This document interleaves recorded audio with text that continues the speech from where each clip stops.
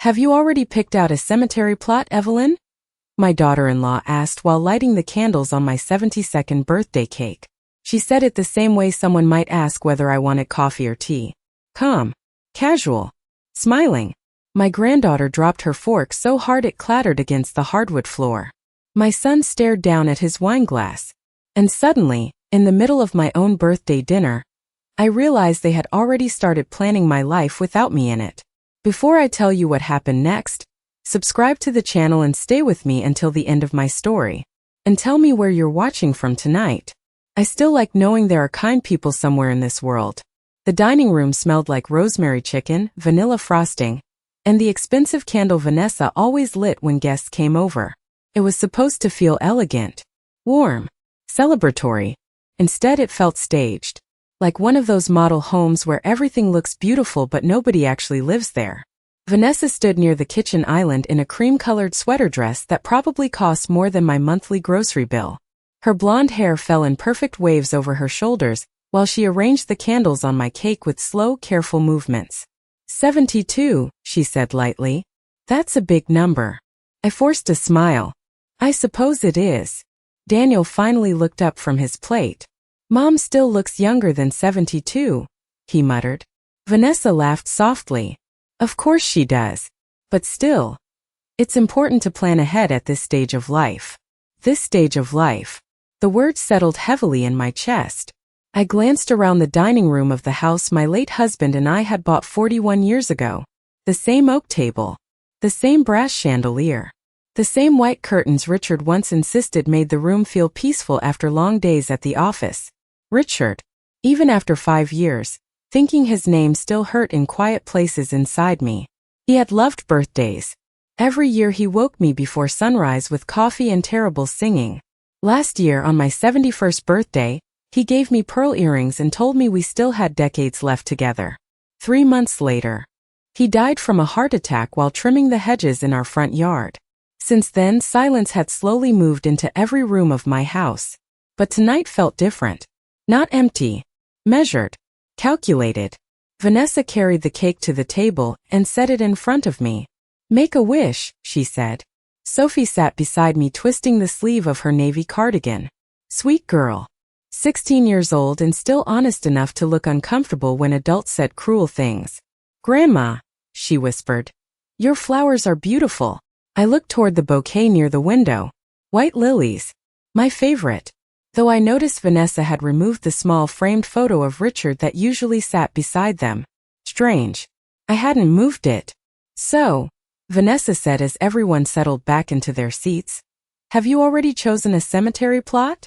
The room went still. Completely still. Even the grandfather clock in the hallway seemed quieter somehow. I thought I must have misunderstood her. Excuse me, I asked softly. Vanessa smiled as if the question were perfectly normal. You know, near Richard. I was just saying to Daniel that these things get more expensive if you wait too long. Daniel cleared his throat but said nothing. Not one word. Sophie looked horrified. Mom, she whispered sharply. Vanessa ignored her. We're only thinking practically, Evelyn. Nobody likes discussing these things, but preparation matters at your age. At your age. I stared at the flickering birthday candles while heat slowly drained from my face. The flames reflected in the window behind the table, small and trembling.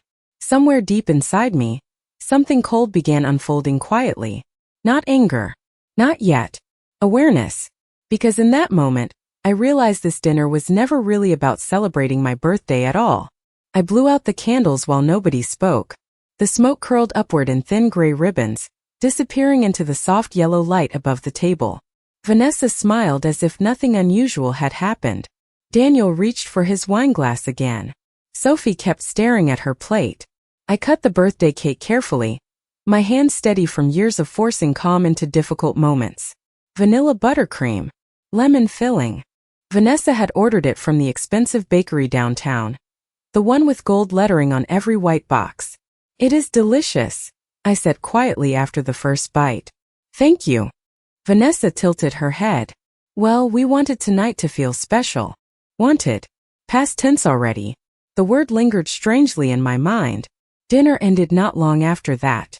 Sophie hugged me tightly near the front door before Vanessa called her to the car. "Drive safely," I told them. Daniel kissed my cheek distractedly while checking something on his phone. Vanessa adjusted the sleeve of her coat and smiled again with those perfectly polished teeth. "Think about what I said, Evelyn. It is always better to be prepared than surprised." Then they drove away into the cold March night, their taillights disappearing at the end of the street, while I stood alone on my front porch holding the leftover cake container against my chest. The house felt enormous after they left. Too quiet. Too still. I locked the front door and leaned against it for a moment. Somewhere upstairs, the pipes groaned softly the way they always did when temperatures dropped below 40 degrees. Richard used to promise he would fix that every winter. He never did. I found myself smiling faintly at the memory before the sadness settled over me again. In the kitchen, I wrapped the remaining slices of cake in foil and placed them carefully in the refrigerator beside a half-empty carton of milk and a bowl of chicken salad I no longer wanted to eat. My birthday flower sat near the sink, white lilies opening wider beneath the dim light. That was when I noticed it again. Richard's photograph was missing. A small silver frame usually stood beside the flowers. Our anniversary picture from Cape Cod. Richard in his navy windbreaker with one arm around my shoulders while ocean waves crashed behind us. I checked the counter, the dining room shelf, the sideboard near the hallway. Nothing. Slowly, I climbed the stairs to my bedroom. The carpet creaked beneath my feet. At 72, I had learned that houses carried memories the way old people carried scars. Quietly. Permanently. My bedroom still looked almost exactly the same as it had the day Richard died. His reading chair remained beside the window. His old brown slippers still sat near the dresser because I could never bring myself to move them. Sometimes I convinced myself the room still smelled faintly like his cedar aftershave. Other times I understood that memory itself had a scent. I changed into my nightgown and sat on the edge of the bed staring at the dark television screen across the room. Vanessa's question replayed itself over and over inside my head. Cemetery plot. Not retirement community. Not downsizing. Not future plans. Burial. She had skipped straight past my life and gone directly to my death. And Daniel had said nothing. That hurt more than I wanted to admit. My son used to cry if he accidentally stepped on insects in the driveway. At 8 years old, he once stayed awake all night because a neighbor's dog had gone missing during a thunderstorm. He had been tender-hearted then. Gentle. Richard used to say the world would never harden him completely. But somewhere over the years, little pieces of my son had disappeared quietly. One compromise at a time. One silence at a time. I reached for the lamp beside the bed. But before turning it off, something caught my attention downstairs. A soft metallic sound. Like a drawer closing. I froze. The house became silent again. Then came another noise. Faint footsteps beneath me. I sat perfectly still on the edge of my bed, listening. The sound came again. Slow footsteps moving across the first floor beneath me. For a moment my heart began pounding hard enough that I could hear it in my ears. At 72, living alone had taught me to recognize every sound inside this house. The furnace clicking on. Branches brushing the gutters during storms. The refrigerator humming at midnight. But these footsteps were different. Careful. Intentional. I slipped my robe over my shoulders and stood quietly. The hallway outside my bedroom was dark except for the pale moonlight stretching through the upstairs window. Another faint noise drifted upward. A cabinet door this time. Then silence. I reached for my cell phone on the nightstand and held it tightly as I started downstairs one step at a time. The old staircase creaked beneath my feet no matter how carefully I walked. Richard used to joke that no burglar could ever sneak through this house unnoticed because the stairs tattled on everyone. Halfway down I stopped. Light glowed softly beneath the kitchen doorway. My breath caught in my throat. Someone was inside my kitchen. I tightened my grip on the phone and moved closer until I could finally see into the room. Sophie stood near the counter wearing her navy cardigan from dinner, her blonde ponytail slightly messy now. She looked up sharply when she saw me. "Grandma," she whispered. "You scared me." Relief washed through me so quickly my knees nearly weakened. "Sophie? What on earth are you doing here?" She glanced nervously toward the window before answering. "Mom forgot her purse after dinner." We got halfway home before she noticed. I nodded slowly, though something about her expression felt strange. Guilty almost. Sophie picked up Vanessa's designer handbag from the counter, but she did not move toward the door. Instead, she hesitated. "Grandma," she said quietly, "can I ask you something?" I pulled out a chair at the kitchen table and sat down. "Of course." She remained standing. "Are you planning to sell the house?" The question settled heavily between us. "No," I answered carefully. "Why would you think that?" Sophie looked down at the marble countertop. I overheard my parents talking. A cold sensation spread slowly through my chest. Talking about what? She twisted the sleeve of her cardigan again. Nervous habit. Daniel used to do the same thing at her age. Mom has been looking at senior living places online for months, she admitted softly. And last week, Dad met with somebody about the house. I stared at her without speaking. Somewhere outside, wind rattled softly against the windows. "What kind of somebody?" I finally asked. Sophie swallowed hard. "A realtor." The word landed like a stone inside me. Realtor. Suddenly little moments from the past few months rearranged themselves in my mind with terrible clarity. Vanessa measuring the dining room wall with her eyes. Daniel asking strange questions about property taxes. The missing photograph tonight. The casual conversation about cemetery plots.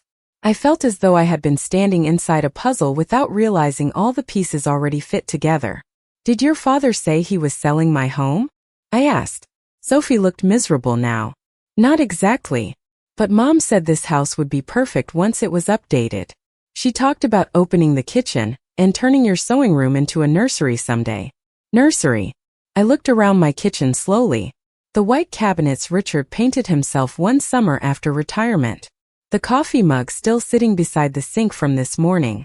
The curtains I had sewn 20 years ago, while Daniel practiced Little League in the backyard. They were already imagining themselves living here, rebuilding my life around their future. Sophie finally sat across from me at the table. "Grandma, I do not think Dad realizes how bad it sounds. Mom keeps saying she is only trying to help you." I almost smiled at that. Help. Funny how cruelty always arrived wearing polite clothes. "Thank you for telling me," I said quietly. Sophie reached across the table and squeezed my hand gently. "I just did not want you blindsided." Neither of us spoke for a moment. Then I noticed something sticking halfway out of Vanessa's purse. A folded brochure with gold lettering across the top. Sophie followed my eyes and looked suddenly uncomfortable. Slowly, I reached for it and unfolded the paper. Silver Pines Assisted Living Community. Luxury senior living 20 minutes from my house. I kept the brochure in my hands long after Sophie left that night. Silver Pines Assisted Living Community. Elegant private suites. Chef-prepared meals. Daily wellness programs. The smiling gray-haired couples on the front looked impossibly cheerful standing beside a koi pond under bright spring sunshine. Everyone wore beige sweaters and soft expressions, like people who had quietly agreed to disappear without causing trouble. I sat alone at my kitchen table until nearly 2 in the morning staring at those photographs. At some point, the furnace switched on with a low hum and warm air drifted through the vents, but I still felt cold. Not frightened, just cold in. The way truth sometimes feels when it finally settles inside your bones. Richard used to say that people reveal themselves slowly, one selfish decision at a time. Back then I thought he sounded cynical. I understood now that he was simply older than I was.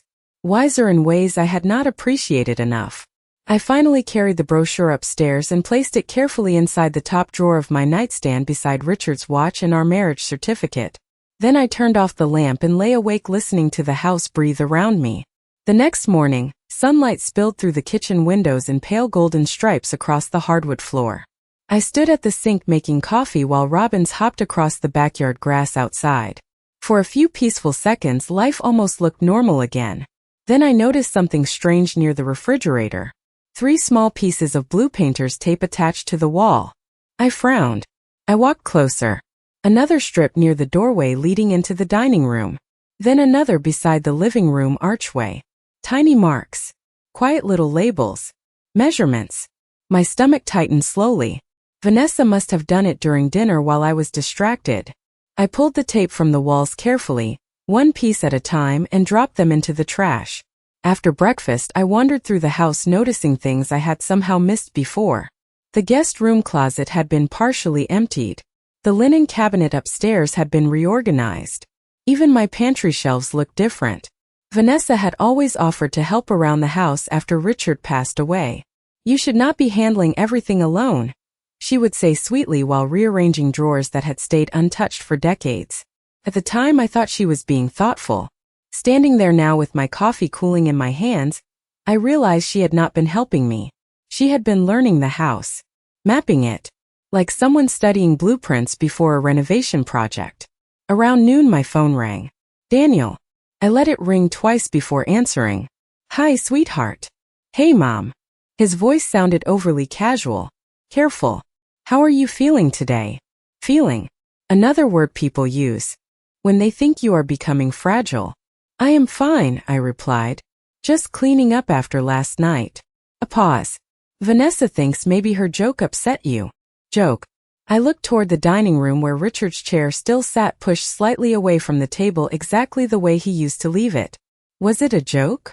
I asked quietly. Daniel exhaled softly into the phone. "Mom, she was only talking about planning ahead.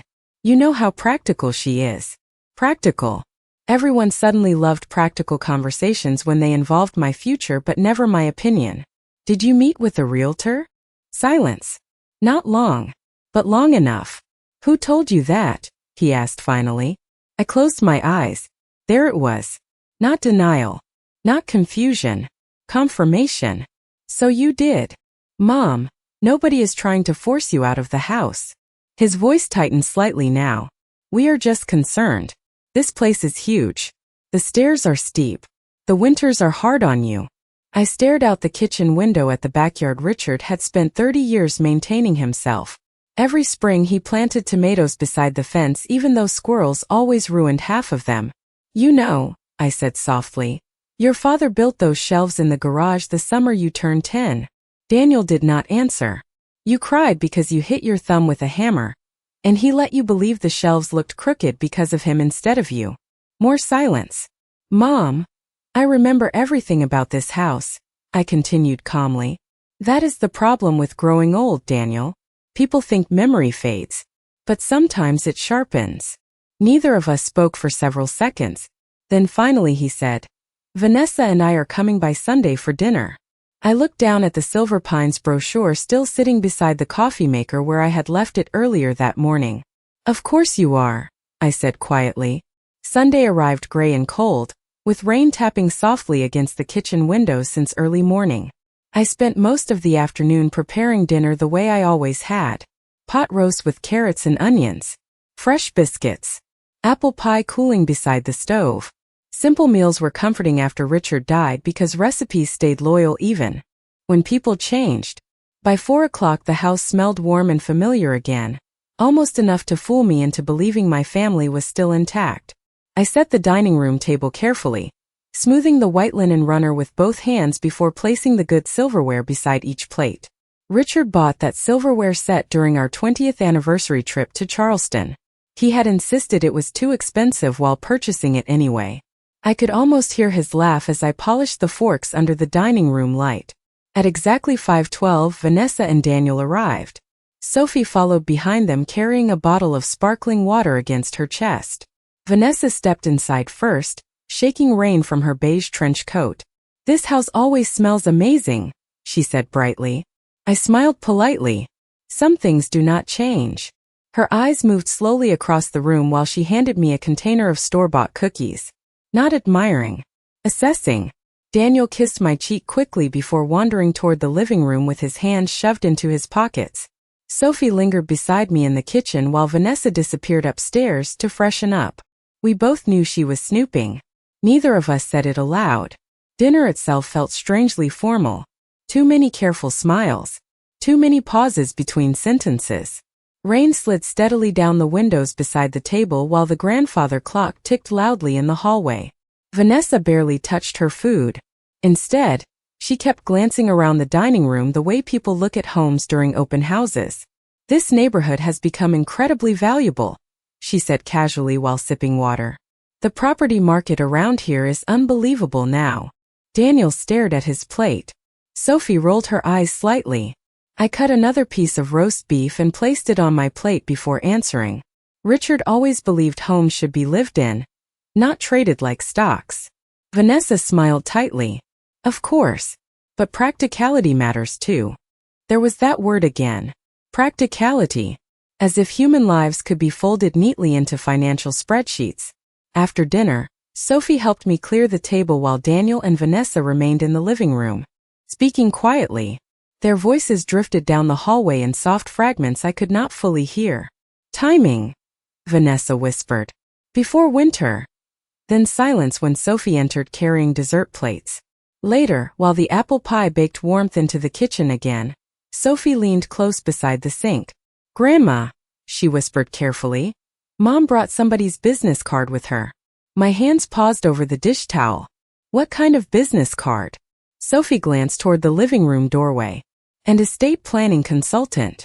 I looked down at the pie server in my hands. Silver. Heavy. Richard's favorite. Estate planning. Assisted living brochures. Realtors. Cemetery plots. One conversation alone could still be explained away. Together they formed something colder. Deliberate. Vanessa appeared in the kitchen doorway just then, smiling with practiced sweetness. Evelyn, would you mind if Daniel and I spoke with you privately for a moment? I dried my hands slowly before following them into the living room. Rain tapped steadily against the large front windows while evening darkness settled over the street outside. Daniel remained standing near the fireplace. Vanessa sat gracefully on the sofa with her ankles crossed neatly together. The lamp beside her cast soft gold light across her face, making her expression appear almost kind. Almost. We have been worried about you, she began gently. Especially after your little fall last winter. I stared at her. I slipped on ice carrying groceries. Exactly, she replied quickly. And if something worse happened? Daniel finally spoke. Mom, we just want to make sure you are safe. Safe. Such a harmless word. People use it when they are about to take something from you. Vanessa reached into her purse and removed a glossy folder. Silver Pine's assisted living community was printed across the front in elegant navy letters. She slid it across the coffee table toward me with careful fingers. We thought maybe it was time to discuss options. I looked down at the folder without touching it. Then my eyes drifted toward the hallway mirror across the room. In the reflection behind them, I could see Richard's old leather briefcase sitting exactly where it had been for years beside his study door. Quietly waiting. I looked at the folder on the coffee table for several seconds before finally lifting my eyes toward Vanessa.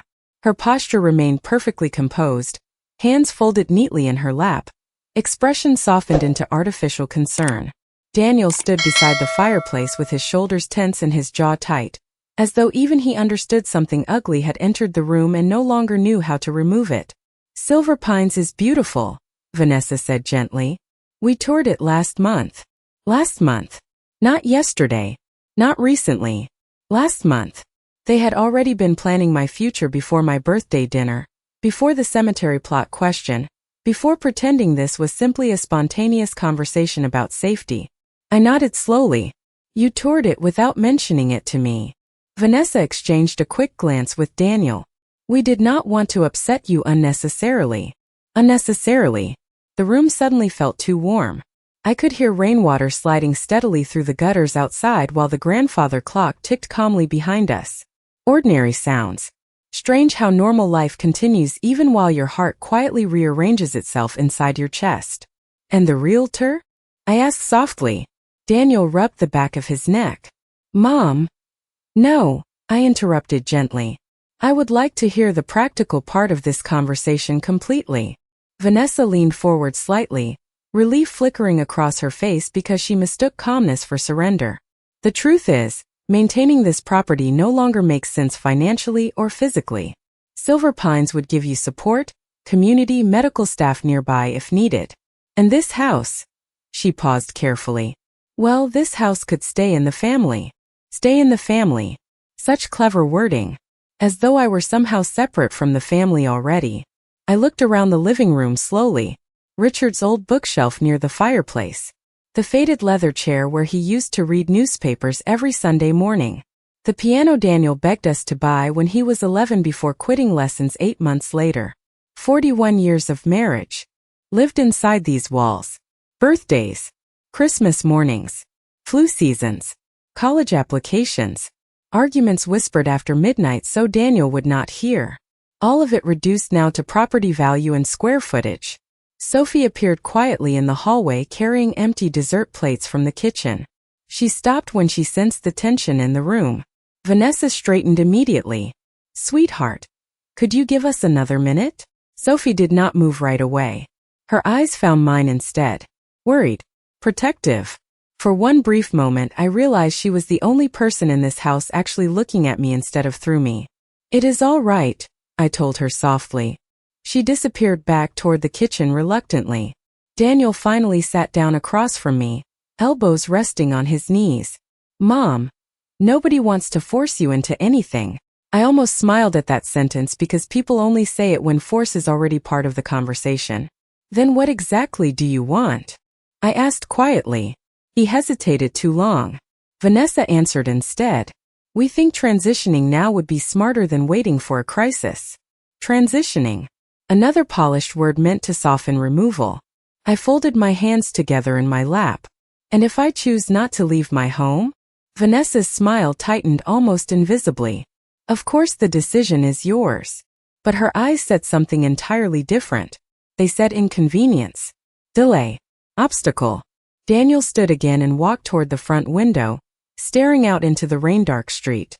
"You know how hard last winter was on you," he said without turning around. "You barely left the house for weeks.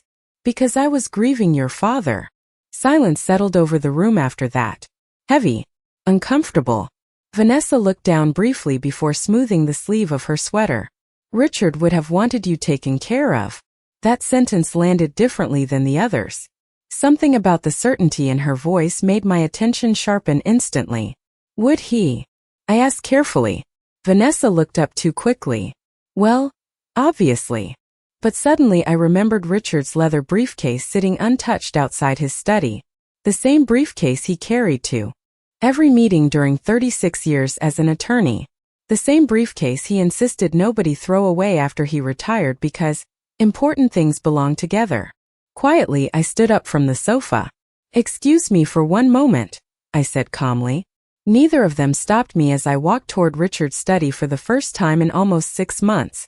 Richard's study still smelled faintly like old paper, cedarwood, and the dark roast coffee he drank every morning for 30 years. I had barely entered the room since his funeral, at first because the grief felt too sharp. Later because I convinced myself preserving the room exactly as he left it somehow preserved him too. The desk lamp still sat angled toward his leather chair. Legal pads remained stacked neatly beside the computer monitor he never learned to use properly. Even his reading glasses rested atop an open history book near the window. Time had frozen inside this room while the rest of the house quietly moved on without him. I closed the study door softly behind me and stood there for a moment listening to the muffled voices downstairs. Vanessa speaking in low, careful tones. Daniel pacing across the living room floorboards. They sounded impatient now, certain, as though the conversation had already ended in their favor. My eyes drifted toward the old leather briefcase beside the bookshelf. Brown. Worn at the corners. Heavy brass clasp slightly scratched from years of use. Richard carried that briefcase through every major moment of our marriage. Promotions. Court appearances. The partnership offer that changed our lives financially forever. He once joked that if the house ever caught fire, he would save me first and the briefcase second. Slowly, I knelt beside it and opened the clasps. Inside were neatly organized files exactly the way Richard always kept them. Tax records, insurance papers, property documents. Everything labeled carefully in his precise handwriting. My fingers trembled slightly as I lifted the top folder. Beneath it sat a sealed ivory envelope with my name written across the front. Evelyn. No one else. Just Evelyn. My throat tightened instantly. Richard's handwriting always affected me that way after he died. Something about seeing the shape of his letters made the loss feel newly alive every single time. I opened the envelope carefully and unfolded the letter inside. Darling, if you are reading this, then someone has finally mistaken your kindness for weakness. I sat back slowly against the desk chair.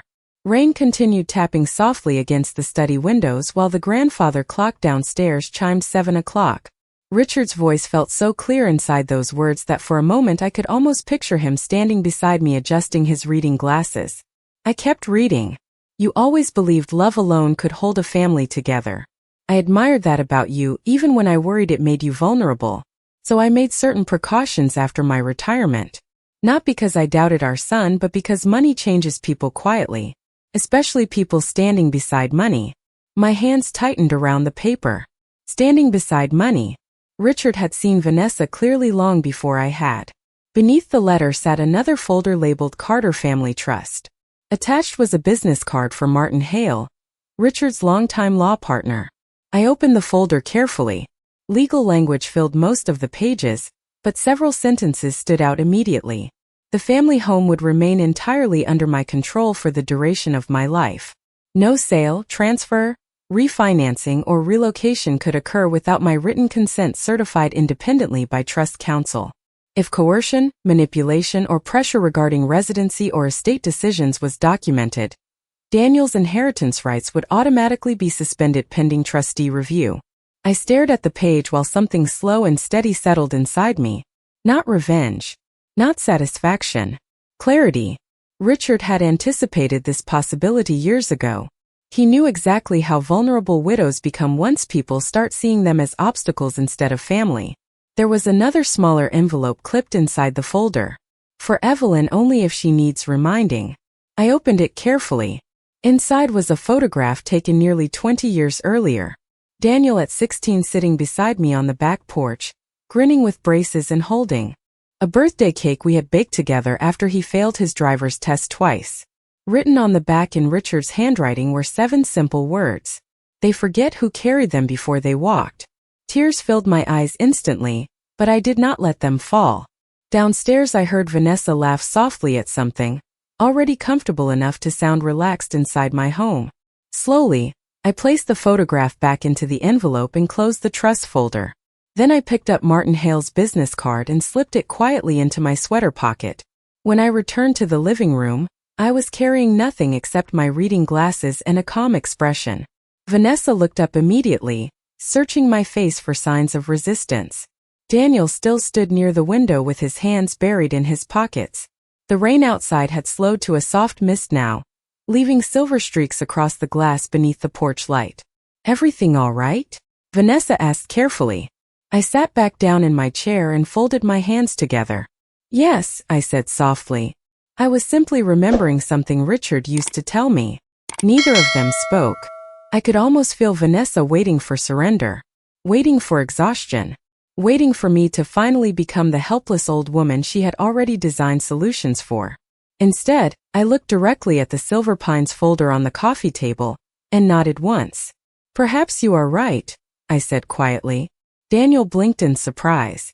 Vanessa straightened slightly. "About what?" "About planning ahead."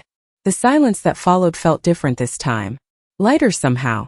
Vanessa relaxed first. I watched it happen in real time. Her shoulders eased. Her smile softened into genuine relief. Beside her, Daniel exhaled slowly like a man setting down invisible weight. They thought the conversation was finally moving in the direction they wanted. "I am glad you understand," Vanessa said gently. "We only want what is best for you." Best for me. Such a polished sentence. I almost admired how naturally she could say it while calculating my removal from the home I built with my husband over 4 decades. "I think we should discuss everything properly," I replied. "With paperwork, information, professional guidance." Vanessa nodded quickly. "Exactly." Daniel finally sat down again. "We can help arrange appointments, Mom." I smiled faintly. "That will not be necessary." Something flickered across Vanessa's face then. Tiny, barely visible. Uncertainty. "What do you mean?" she asked carefully. "Richard trusted a very good attorney for matters involving this house and our estate," I said. "I think it would be wise for all of us to meet together before any decisions are made." Daniel shifted slightly. "An attorney?"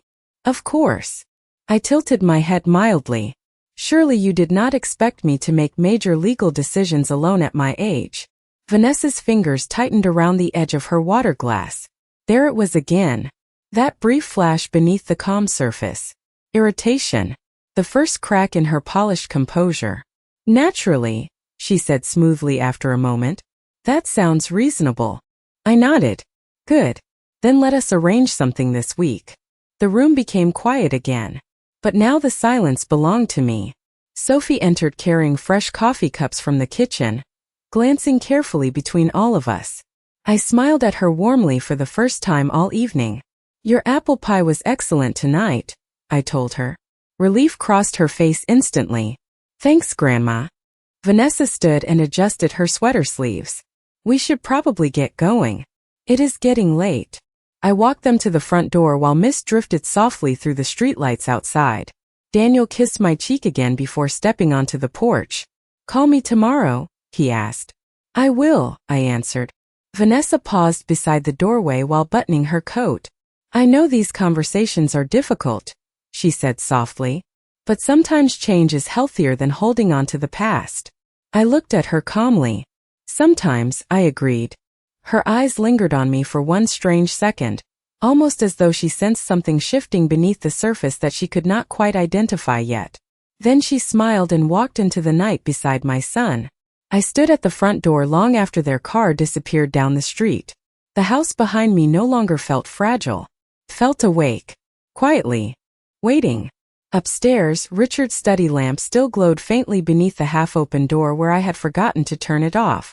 For the first time in months, I walked back into that room without grief crushing my chest. I sat down slowly in Richard's leather chair and removed Martin Hale's business card from my sweater pocket.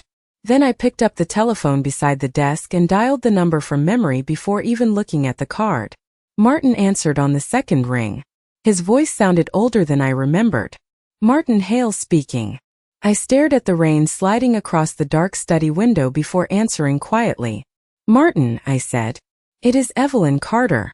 I believe my husband expected this phone call someday. 3 days later, Daniel and Vanessa arrived at Martin Hale's office 10 minutes early. I know because I watched them through the glass window beside the reception desk before walking in myself. Vanessa wore a white tailored blazer and carried a leather portfolio against her chest like someone attending an important business meeting. Daniel looked tired. Older somehow. The deep lines around his eyes reminded me painfully of Richard during his final year. Sophie came too, though Vanessa clearly had not wanted her there.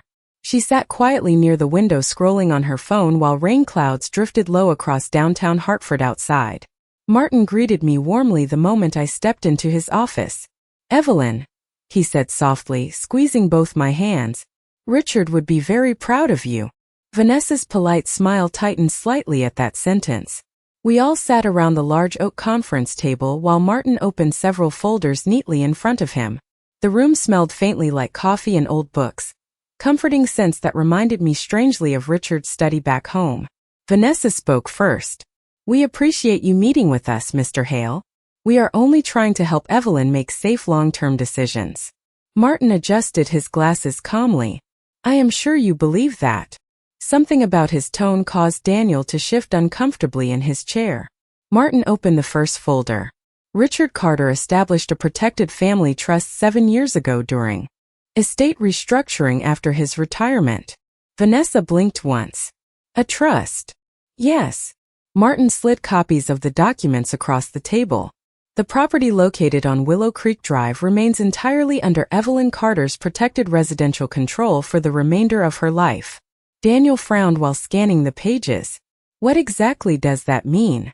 Martin folded his hands together. It means your mother cannot be pressured, manipulated, relocated, or removed from her home through outside influence without triggering trust protections. Silence settled heavily across the room. Vanessa's expression changed first. Confusion, then calculation, then something colder beneath both. Nobody is pressuring Evelyn, she said carefully. Martin nodded mildly. That is fortunate because Richard included very specific language regarding coercive estate behavior. He opened another page. Any documented attempt to influence Evelyn's residency through intimidation, fear, emotional manipulation, or financial pressure results in immediate suspension of inheritance access by involved parties. Daniel looked up sharply. Inheritance suspension? Martin's voice remained calm. Temporary at minimum. Permanent if a review board determines intentional exploitation. Vanessa sat perfectly still now. Too still. This is absurd, she said quietly. We were trying to help her. Martin reached for another document. Richard anticipated that possibility as well. He removed a handwritten letter from the file and slid it gently toward Daniel. Your father requested this be shared only if necessary. Daniel unfolded the paper slowly. I watched his face change while he read. Sadness first. Then shame. Finally understanding. His eyes filled slightly before he lowered the letter onto the table. Vanessa leaned toward him. What does it say? Daniel swallowed hard. It says, kindness without respect is not kindness at all. The room became very quiet after that. Outside the office window, rain slid slowly down the glass in long silver lines. Sophie looked up from her chair near the corner and stared directly at her father. Grandma never asked for any of this, she said softly. Nobody answered. Her because there was nothing left to argue anymore. Eventually Vanessa gathered her portfolio with stiff, careful movements. Well, she said coolly, I suppose everything is clear. She stood immediately afterward and walked toward the door without looking at me. Daniel remained seated. For a long moment he simply stared down at his hands. Then finally he whispered, Mom, I am sorry. I studied my son quietly across the table. The little boy who once cried over injured birds. The teenager who baked me birthday cakes that collapsed in the center every year because he refused to follow recipes properly. Somewhere along the way he had mistaken convenience for love and silence for loyalty. But beneath all that weakness, I could still see traces of the child I raised. I know, I said gently, and somehow that hurt him more than anger would have. Later that evening I returned home alone. The rain had stopped completely by then. Sunlight broke softly through the clouds, casting warm gold across the front porch and the flower beds Richard planted years ago. Inside, the house felt peaceful again. Not because the pain had disappeared, but because the truth no longer lived hidden beneath politeness. I walked into the dining room and placed Richard's photograph back beside the lilies where it belonged. Then I sat quietly at the same table where my 72nd birthday dinner had taken place and realized something important. Growing older is not what makes people invisible. Being surrounded by people who stop seeing your humanity does. So now I want to ask you something. Have you ever realized too late that someone was calling control help, while slowly trying to take your place in your own life? Thank you for watching our video. If you enjoyed it, please subscribe to our channel so you don't miss any new stories.